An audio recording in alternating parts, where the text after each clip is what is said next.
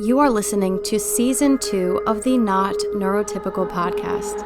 I'm your host, Laura Stan, and Season 2 is all about my continued late diagnosis journey, finding my voice, and figuring out what the heck to do now.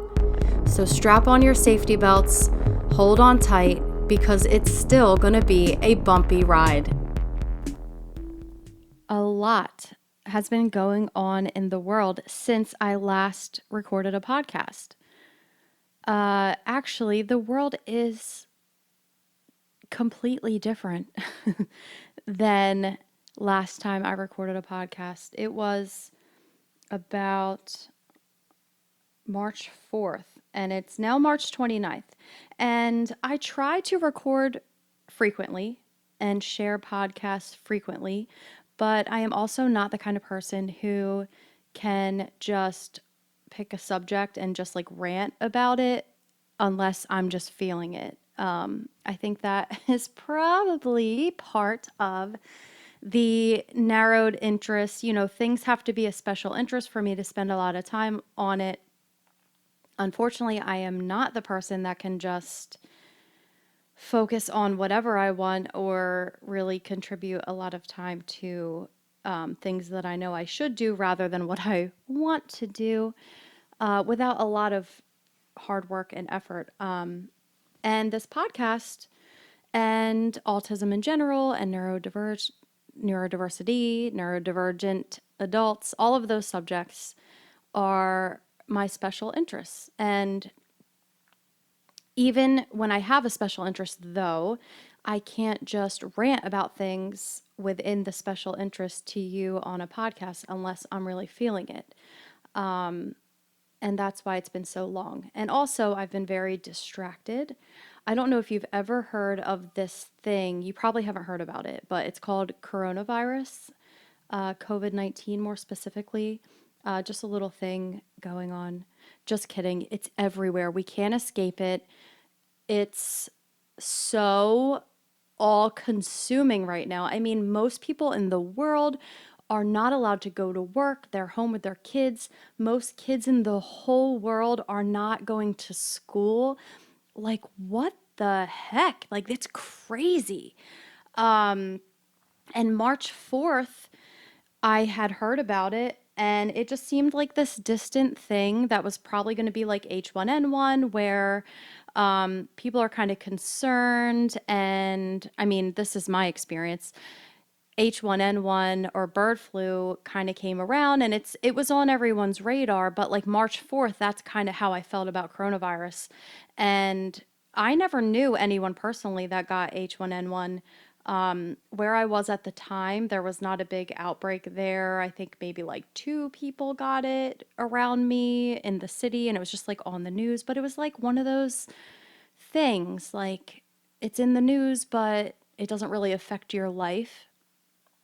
And at March 4th, when I recorded the last podcast, that's kind of what I thought was happening. And then in my head, it was like, okay, I'm going to be recording again next week, which I normally plan on recording around the weekends, just because I have more time and I have more help with my 3 wild, wild children who are so fun, but also, I can't just like go record a podcast whenever I want, because I have 2 toddlers who are also on the spectrum. All 3 of my kids are on the spectrum. I don't know if you guys know that. I know a lot of people have come in kind of in the middle of the whole thing. And if you haven't caught up, or if you don't know every little detail about my whole life, I have 3 kids on the spectrum. And I'm on the spectrum, obviously. You probably know that. That's why you're listening. But it leads me just to talk about the issues of coronavirus. So all 4 of us, me, my son, and my 2 daughters, are very, very different. We have a lot of overlap on a lot of traits, and then we all have unique autistic traits to us, or different ways that we cope, different ways that we handle things. It looks very different in all 4 of us. So, on that note, coronavirus or COVID-19, I think that some autistic people, from what I've heard, are really kind of free right now. Most people are ordered by their local or national governments to stay home, leave the house as little as possible. And I know, at least for me, that's normal. That's like, I generally try to stay home as much as possible. I'm not like agoraphobic or anything. I like to get out of the house. I like to get out into nature. But I only go out when I need to. I'm not someone who just goes out. Like, I'm not like a window shopper or weirdos like that. No offense if you're a window shopper, but that's weird. I find it weird.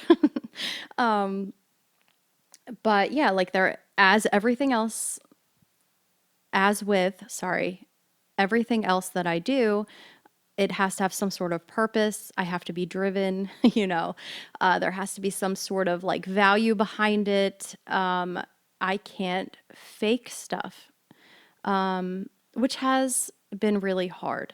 And this is an autistic trait. It's not an autistic trait that everybody has, but I believe it kind of falls under the narrowed interests, or, the same place that it comes from with the excessive routine and structure and all of that, and just things needing to be a certain way. And it may even be just demand avoidance. I don't know if you've heard of PDA, profile autism, which stands for pathological demand avoidance. It's not everywhere. It is not recognized in the DSM 5, but it is recognized in the ICD.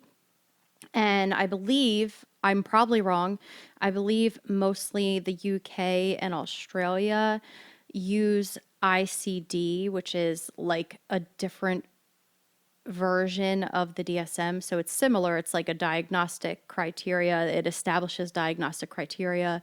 The panel or whoever is on the panel decides what changes need to be made, what's involved in all of that. So in the ICD, there is PDA autism.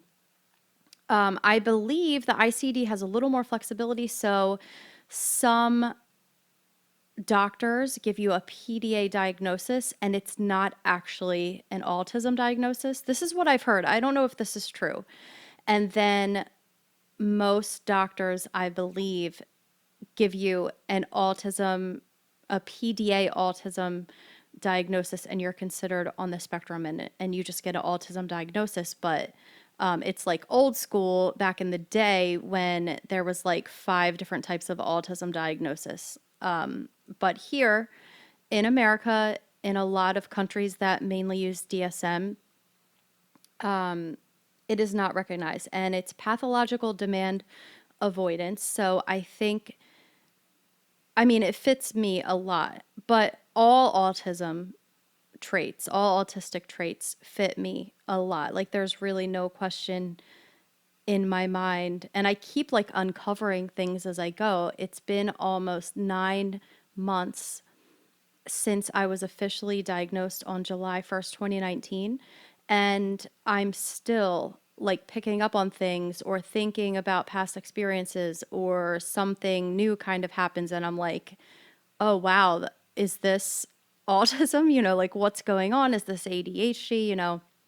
It's a daily, thank goodness this has become a special interest, because I would imagine that if you kind of don't love the whole scenario and it doesn't become a special interest, it must be so much harder. And I really feel for you. If you're someone who is really struggling with your diagnosis, or the fact that you might be, or your self-diagnosis, and it's not all cupcakes and rainbows, and you're really feeling down about it, I want to send you my love and tell you that that is valid. And I don't want you to feel like a lot of advocates and other things, they really want to share the positivity around autism, but I don't want anyone listening, and I feel all those positive things, but I don't want anyone listening to ever feel like you have to be a certain way, or there's like a certain way to process the fact that you might be on the spectrum or late diagnosis ADHD or all of that, because it's going to be so different for everybody. And your experience is valid because it's you, it's real. This is your real life.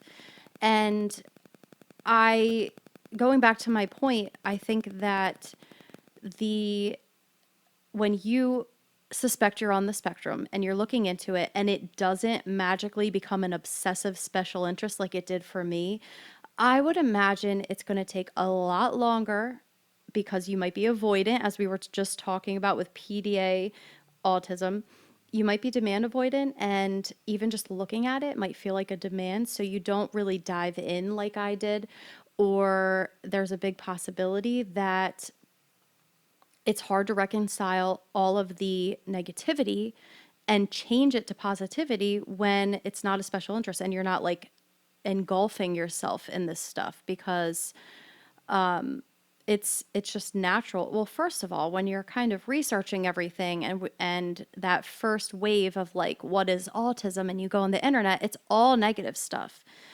And that's what I experienced. And what was so confusing for me is that on the other end of that, so when I was doing my research, I was already in a couple groups with real autistic adults and people who had like a very strong foundation in the community, and or just for themselves, both diagnosed, self-diagnosed, people who had been in the world for a long time of autism and knew a lot about it. And so it seems like you get two extremes. You get the medical model side of it, or people who are not happy about it, or you just just reading a DSM, it's all negative stuff, of course, because that's how you diagnose people with, everything that, all the negatives, everything that is not quote unquote normal. And I think that when you are new into the world, or just researching in general, anything having to do with autism, you are met with extremes. You are met with negativity, or like this, and this is a challenge. This is hard. This is everything that's wrong with you. This is this. And this is something you need to work on, and blah, blah, blah. And then the other side that you're met with is, I finally found myself. I feel free, and rainbows and cupcakes, and I'm so proud of myself, and it's so good to know. Like, I saw a lot. It's so good to know that everything that I struggled with, wasn't just me, and it wasn't like, you know, I finally have an answer for everything. It's just confusing because someone like me who is kind of always in the middle of things, it's really confusing. And that's kind of why I started my podcast, and I started just sharing in a little bit of a different way, because I don't really see things as like extreme positive and negatives, and I don't live my life like that. I don't feel things in extremes. I normally don't know what I feel and have to piece it together, and I look at all the information, and normally I see like extreme positive and extreme negative information, and then I kind of pick out the pieces that fit with me, because I'm never on an extreme. I'm just not.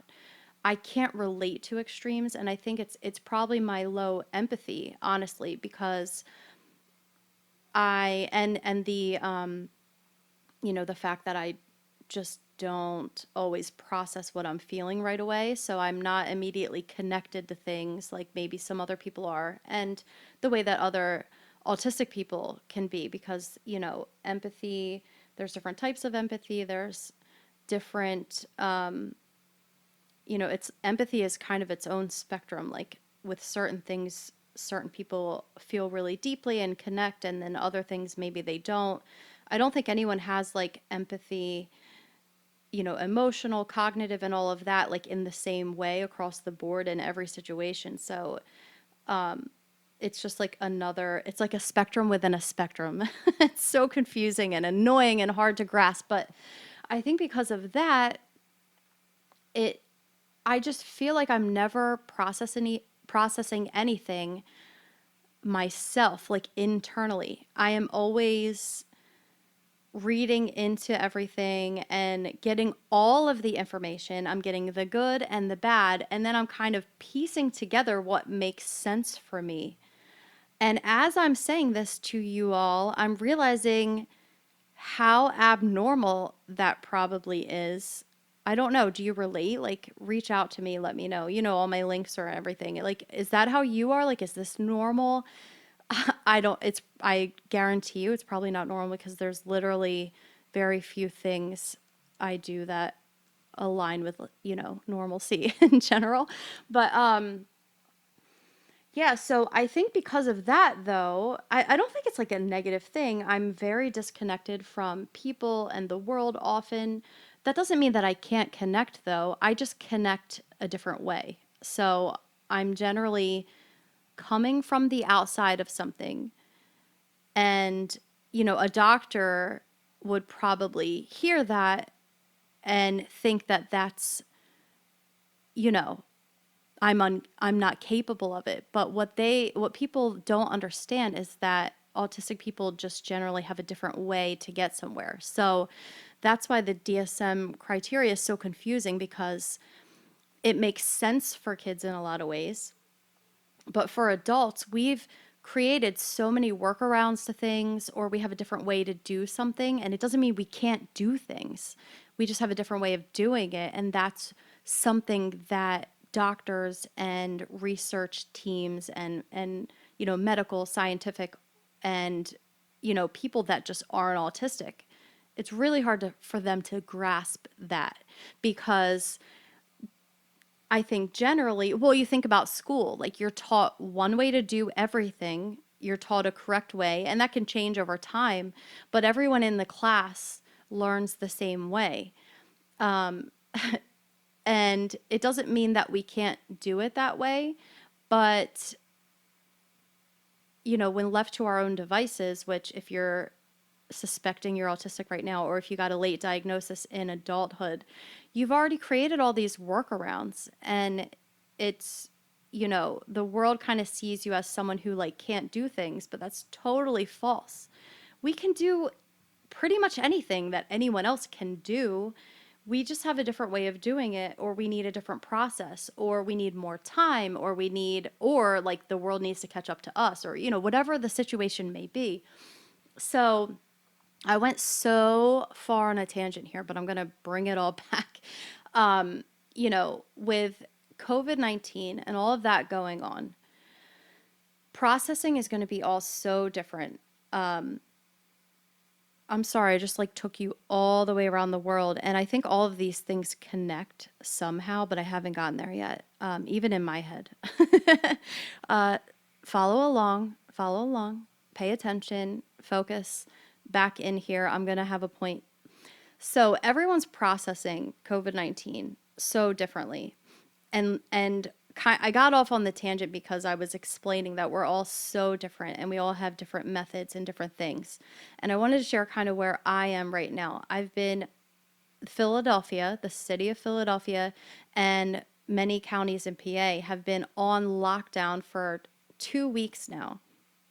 And lockdown means that all non-essential businesses and business people are closed, and people are either working from home or have lost their jobs. My business was shut down. My husband, he's still going to work every day because he is in healthcare and he's an essential employee within healthcare, a major health network in Philadelphia. So he's been going to work every day.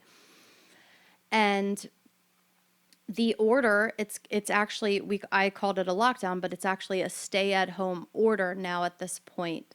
So, if you told me before this all happened that there was going to be a stay-at-home order, I would have rejoiced. Now, I'm also a little demand avoidant, and the second someone like tells me you have to stay home, then I'm like, ugh, what the heck? Like, I just kind of want to go out.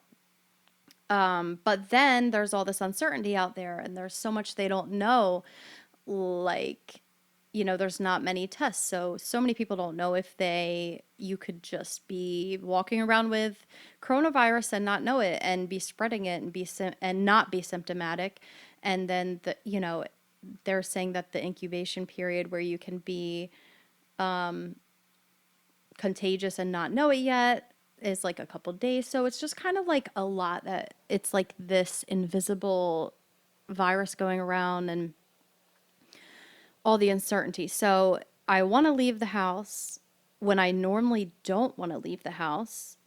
But then I also don't want to leave the house because there's just a lot of uncertainty out there. And I have young children, and every day the news changes with like, oh, kids, older people are high risk. And then they're like, oh, well, kids are high risk too, maybe.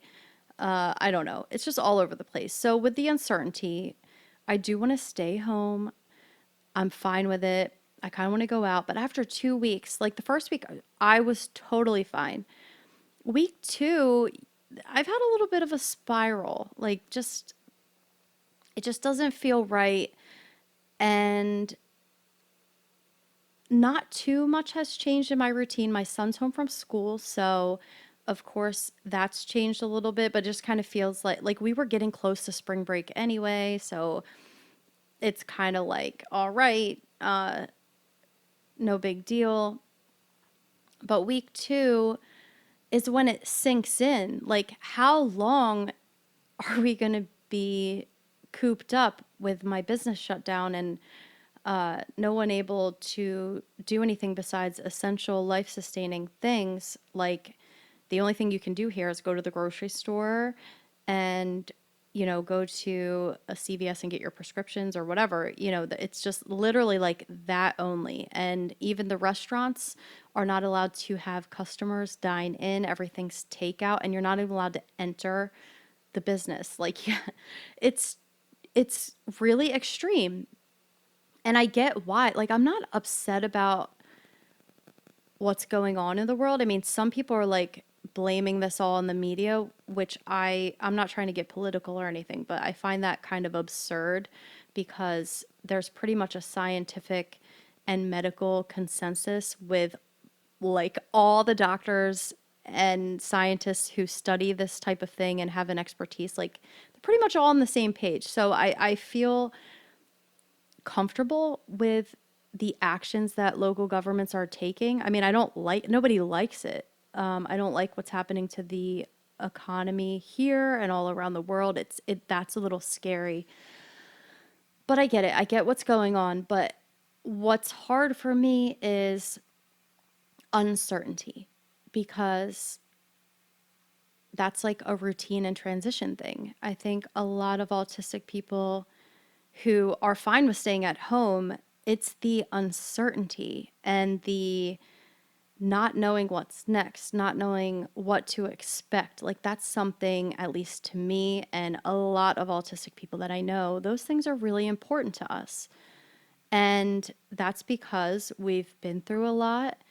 We've been surprised. We've been distressed in situations where we don't really know what's coming, and it's hard for us. And thinking about that is a little scary. But at the same time, I'm not distressed by it yet because I don't really know what's going to happen. And I am forced to be home in my comfy place, in my home with my immediate family, my husband and my kids, who I love so much. So I would imagine, and I'm so grateful that I have them.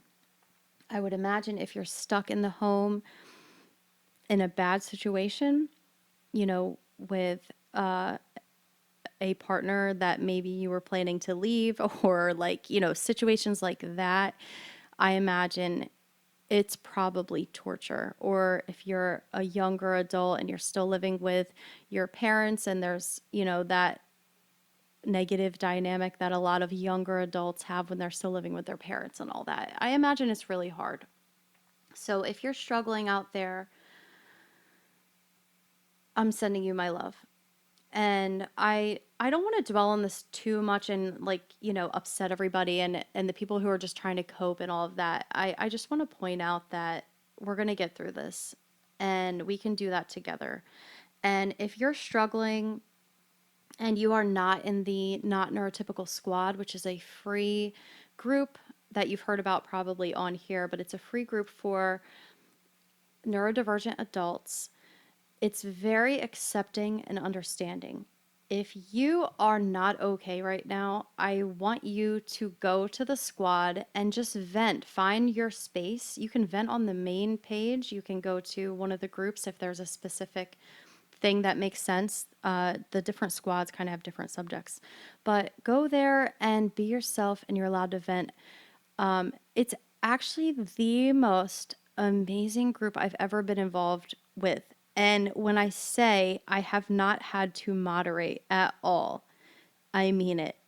And this is like living proof. And there's like almost 400 members, about 200 really active members. So it's a really good group of people that are all kind of growing and learning together and sharing and being themselves and being accepted. And in my head, it's like, wow, it's so amazing that we all have this group right now when life is so uncertain and a little scary and a little unpredictable. And, a lot of people don't understand us in general. So it's great to have somewhere where you can go and vent, and people are going to be like, yeah, I get it. And I haven't seen one person there tone police or even be like just a little dismissive or rude to anybody. Like, it's really amazing. And if you're in the squad, thank you for how awesome you've been and kind and accepting and loving you've been to the other squad members. It really blows me away. And sure, I put up the platform, but you guys being so awesome and accepting and loving is what makes it what it is. So thank you. And if you need something like that off of social media, I invite you to look in the description and click the link and join and check it out. I mean, you don't have to stay if it's not your thing. It's definitely not going to be for everybody, but come check it out. It's free, so you're not like going to lose any money or anything, and it's going to be free forever. There's never going to be, there's no catch. It's really just for people to come and find other people like them, neurodivergent. You don't have to be autistic. You can suspect you're autistic. You can suspect that you might be ADHD. You could have a childhood Tourette's diagnosis, and then you kind of grow up and think there might be more going on. I mean, any type of neurodivergent person is welcome, and we're here for you. So if you're really struggling right now, there's people out there who want to hear you and value you. So I just wanted to invite you out for that. Moving on,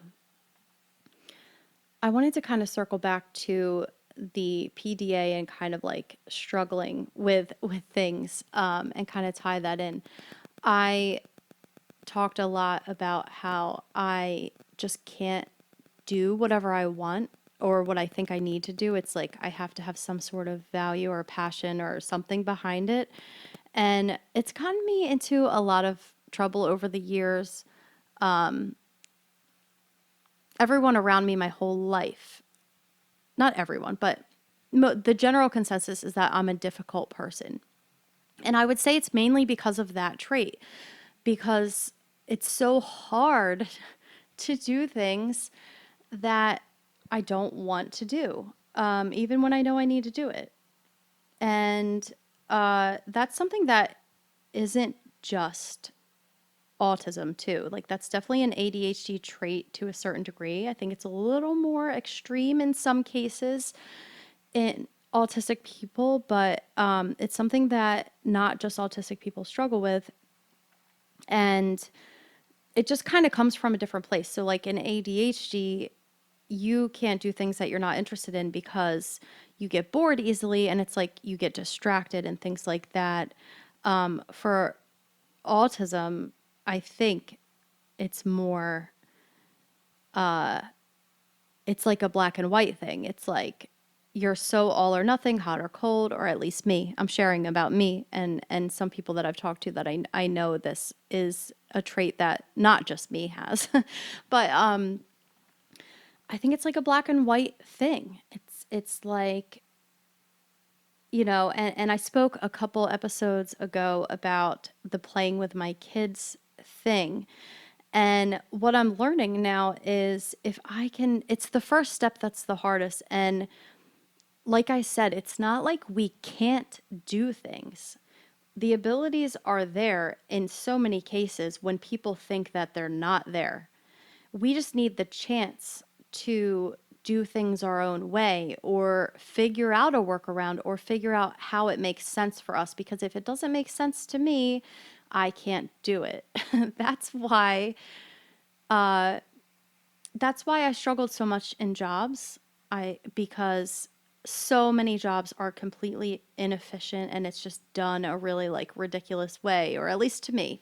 And that makes living as an adult really difficult. And that's probably one of the things that autistic people probably, this is a guess and completely anecdotal, this is not science, but I'm guessing that that trait is probably one of the things that autistic people have to mask the most, and probably something that leads to the most meltdowns and burnout more than anything else. And no one's talking about that. This is my guess. I have no evidence, but hear me out. We live in a world where there's just a certain way to do things. Like I said, we learn that in school, and we have to, there's one way that to do it, and the whole class, starting from a very young age, learns it that way. And then you're all tested the same way, and you're all expected to have the same level of knowledge. Every kid in the class, and we're talking 20 to 40 kids, depending what kind of classroom you're in, or whatever, average of 25 kids in a lot of cases nowadays. Every kid learns the same way, tested the same way, and that's where most autistic people, or neurodivergent in general, especially ADHD people as well, add in the, difficulty in focusing and all of that. That's the first place that we really begin to struggle unless we have an unhealthy home. But school, where there's one way to do something, that's when you see one of two things. You see the kid who is masking all day, and it's really hard, and they have to put forth so much effort to do things that way all day, and they come home and they melt down all night because masking was so hard. Or you have the kid who says, screw this. Who's me now? I'm not into that. I don't want to do it that way. And maybe there's like a little bit of a mask with certain things just so they don't get in trouble. They mask as little as possible. Or there's that kid who's not masking at all, and they're just like, I'm not doing it. But when you're 5, 6, 7, 8 years old, you don't understand what's going on. So you're seen as a behavior issue.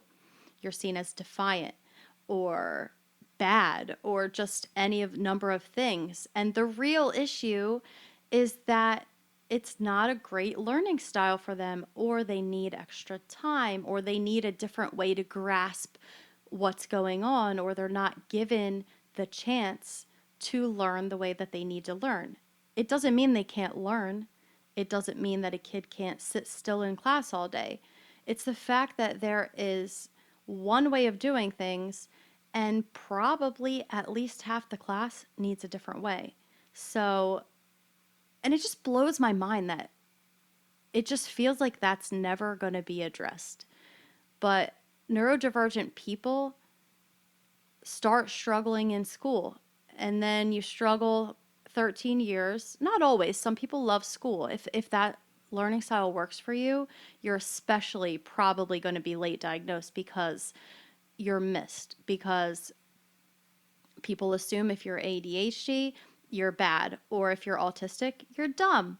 So if you're good and you're smart, and you have some challenges that you can easily kind of work around, and maybe you like the school environment, the structure works for you, someone telling you, you're going to be missed because you had no need to, you didn't need help in that environment. And then once your environment changes, typically college, where there's no one holding your hand, it's a completely different environment. High school, here at least, did not prepare you at all for college, even though that's what they claim they're really doing. But all of a sudden, you're thrown to the wolves. So many neurodivergent people realize that they had no idea what was coming, and that's when they get a diagnosis. Some people like me didn't even go to college, so then I just struggled my whole 20s and 30s and all of that and kind of figured it out later. I mean, I knew I was ADHD at 12, but you know, there was more to the story, obviously, because I'm here telling it now. But yeah, so back on track, this is where we struggle. And then the struggle is not over. If school didn't work for you, if you don't find a job that you appreciate if it's not your special interest, or if it doesn't work for you in some way, then the struggle just continues. Or maybe you struggled all through middle school and high school, and then college is an environment that works for you. Then all of a sudden you're cool and you're like, oh my God, my life makes sense now. And then you get a job that the environment doesn't work. And all of a sudden you're like, what is wrong with me? Like, I feel like I'm in high school again where nothing makes sense and I'm confused and all that. Our environment matters so much because sometimes we just need a different way to do things. And there's so few scenarios where we're given the understanding and acceptance or the time or even the respect to just do things our way. And it's a struggle that never goes away.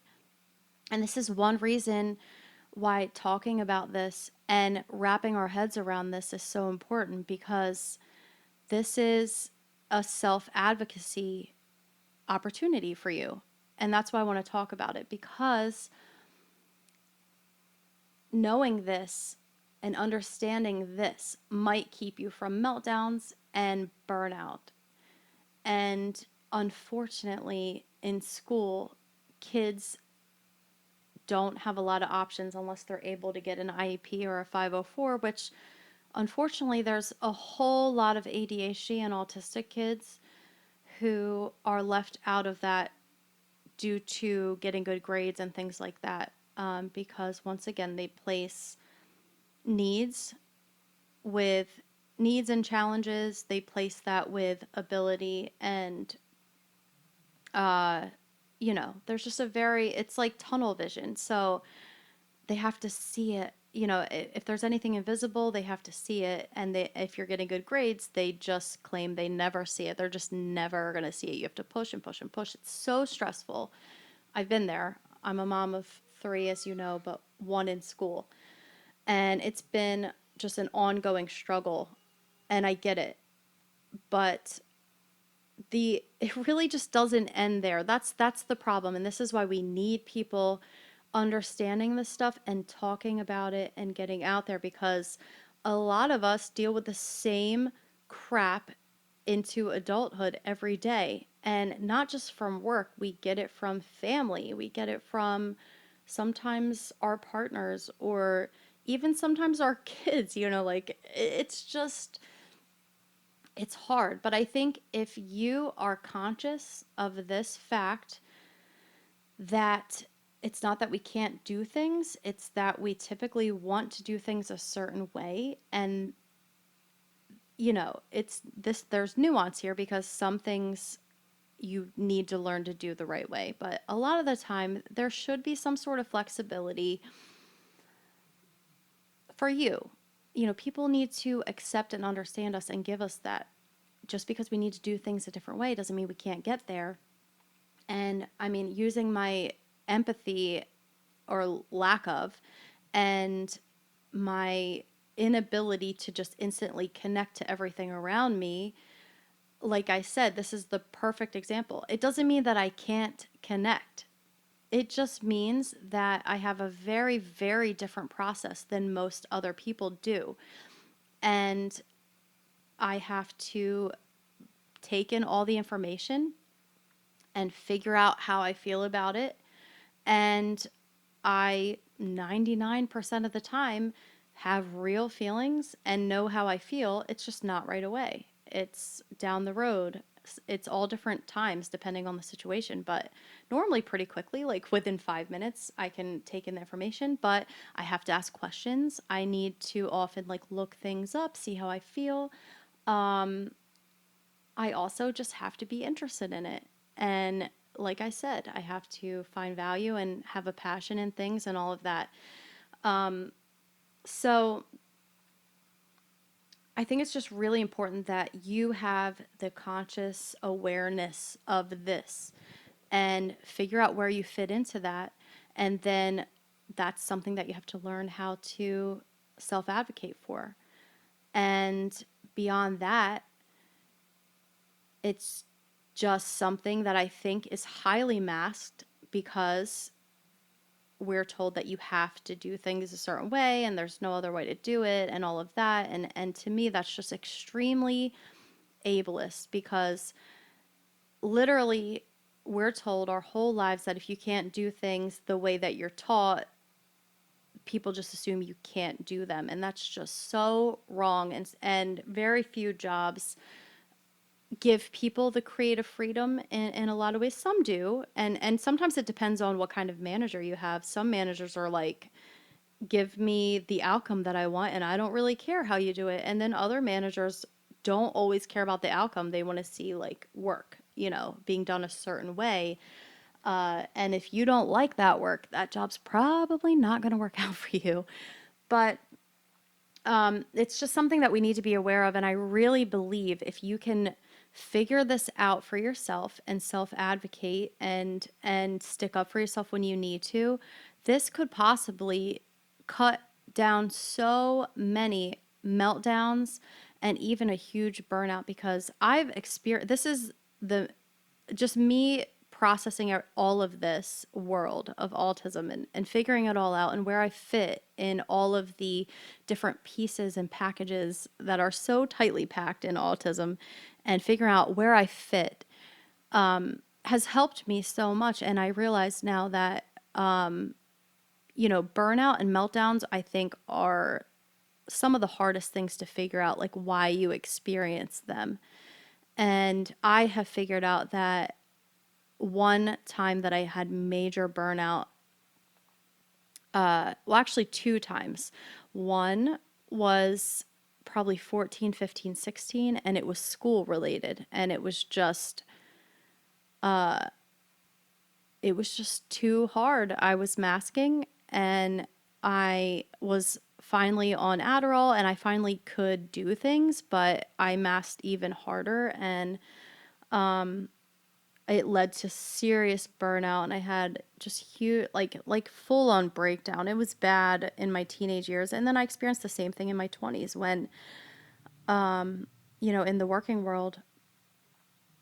And I don't unfortunately I don't have tips. Like I can't like tell you what to do. It's different in every situation. It's different for every person. It's really things that you have to evaluate, but figure out where you fit into that and then think about it.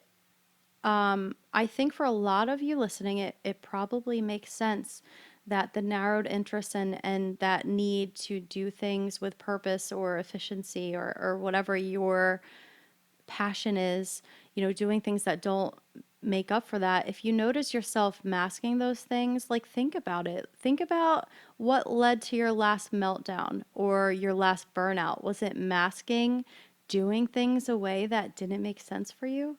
It's very possible. Or just something where you needed a different way to kind of process it and you weren't given it.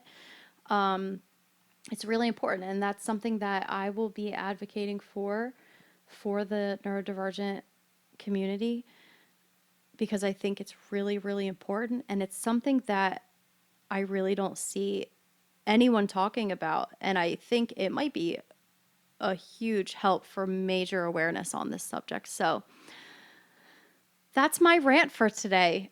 I hope you enjoyed it and relate to it and all that stuff. And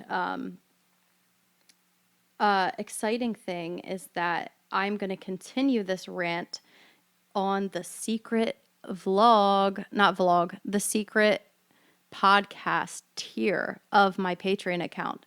So if you want to hear more, go ahead and sign up for the secret tier. I'll put a link in there. And in the description, just click it. And if you want to hear more on this, it is coming up on the secret podcast. Anyway, thank you for listening. I hope this has touched you in some way because I really think this is a big thing that needs more research in the medical community, and more people need to be talking about this because I personally, I'm not saying I like made this up and whatever, but I have not seen this, and it's something that I've kind of put together for myself. And I have a feeling that a lot of people's lives would be majorly improved if they were conscious of these things that you're masking, that it actually hurts if you're covering up you having to do things a certain way, and it's really frustrating and distressing at times, and it hurts you down the road. And a lot of the time, it's very possible that being conscious of this and advocating for yourself and asking, sometimes you just have to ask, and someone's going to give you the understanding that you need, but you have to be conscious of that. Anyway, more on that in the secret podcast on Patreon. I will put the link, but definitely think about it. See where you fit. Think about the last couple times you've had meltdowns, your last burnout. Was it related to that? I would love to know. Email me, reach out to me on Instagram at Laura Stan. That's LaurazDan. I have a Facebook page that is kind of blowing up right now. One of my things went viral on there. So follow the Facebook if you haven't as well. It's facebook.com/NotNeurotypicalPodcast. You can find me there. And let's continue this discussion. I would love to hear if this resonates with you. Anyway, keep looking up. Stay strong. We're going to get through all of this coronavirus craziness together. I don't think it's the end of the world. I really believe we're all, or most of us, are going to be okay. And if you need extra support during this time, please reach out to the Not Neurotypical Squad. Also, a link in the description. And if you're not okay, reach out to somebody or come to the squad. We're here for you. But if you're not okay, you have to admit it. And it's okay to not be okay right now. It's okay. Thank you for listening. Until next time.